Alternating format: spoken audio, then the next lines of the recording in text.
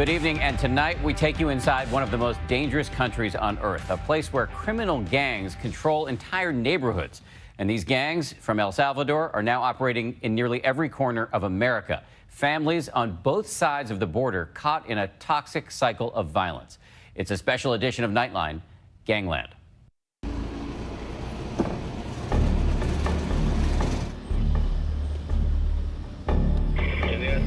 It's the middle of the night in the murder capital of the world. Something's going on in the area. We're in El Salvador on patrol with armed-to-the-teeth cops. This is a very dangerous place.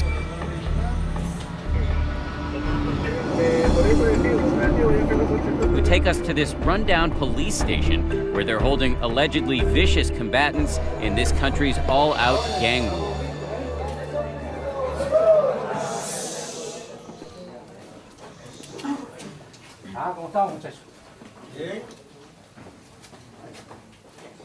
How many people are they holding here? 169. 169 people in here? 169, cuatro celdas. I'm sure you can get a sense of how small this is, but this is tiny. They're just piled on top of each other. What does it say on your forehead? El sello de la bestia. 666. 666, he says. Diablo. El diablo, no? El diablo.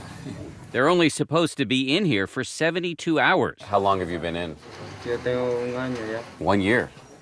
This place, a clear sign that this impoverished nation may simply be overwhelmed. Do you ever get to step outside? Nah. By young people who feel they have no choice but to join a gang. How strong is the bond with your other gang members? Familia por siempre, señor.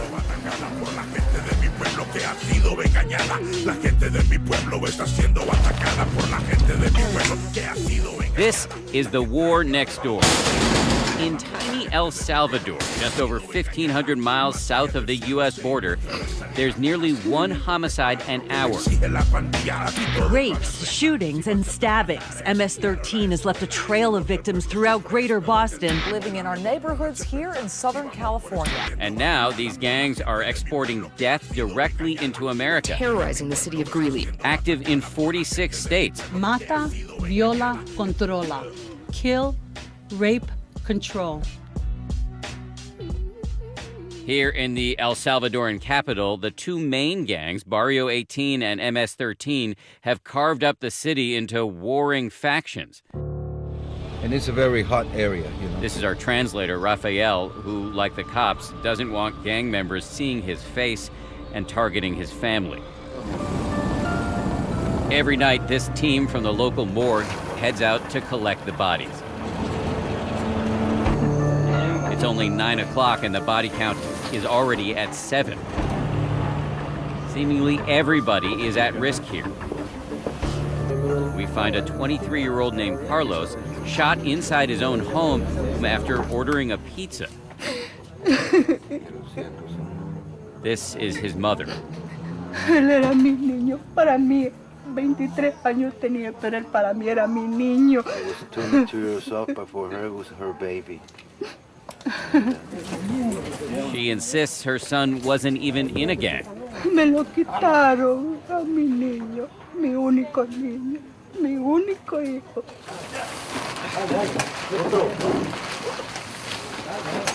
This keeps going all night. Every night, you know, 24/7.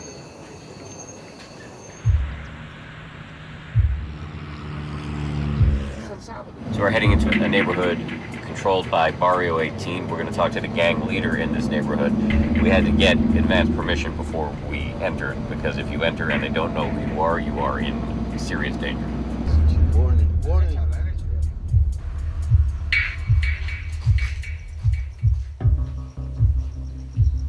We're here to meet the local gang leader, who goes by the name of Clavo, which is Spanish for nail. You control this area. Yeah. Does that mean you have to resort to violence sometimes? Yeah, sometimes if you need to get hard, you go hard.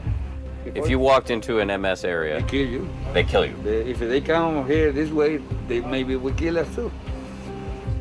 So that's how fierce the loyalty is. You Yeah. will kill somebody from a rival gang. Yeah.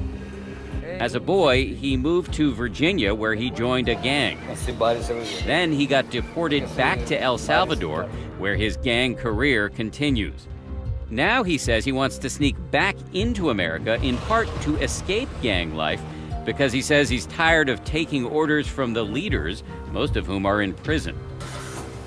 So even though they're locked up, they can make a phone call and have somebody killed? Yep. And who would they ask you to kill? I don't know, maybe a cop, maybe a MS, maybe somewhere else. And you don't even know why? We don't even know why. You just do it. Just do it. But that's crazy. It's crazy, yeah. And you're saying you do it because you feel like if you don't, they will kill you? Maybe. Maybe they kill me.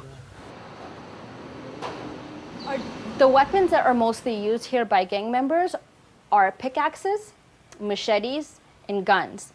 We're at the city morgue with Munisha Kiley, who's from Canada originally. She's now part of a team of archaeologists who help identify victims found buried in unmarked graves, often dismembered. Given that this is your job, do you ever lose sight of the fact that this was a human life as vivid as our own? You do get desensitized, definitely, because especially working here in El Salvador, there's death all around us, so we're used to this. This place is a brisk, efficient processing center for human misery. One technician tells us they see an infinity of death. Every day, families come to the morgue to search for the missing and to identify and collect the dead. ¿Ustedes son la familia? Sí, él es mi hijo. Hace 2 meses. We meet Aracelda. Her 17-year-old son, Alexis, was killed last night. Just 2 months ago, one of her other sons was murdered by the gangs, at which point she says she applied for asylum in America for her family. She's still waiting for a response.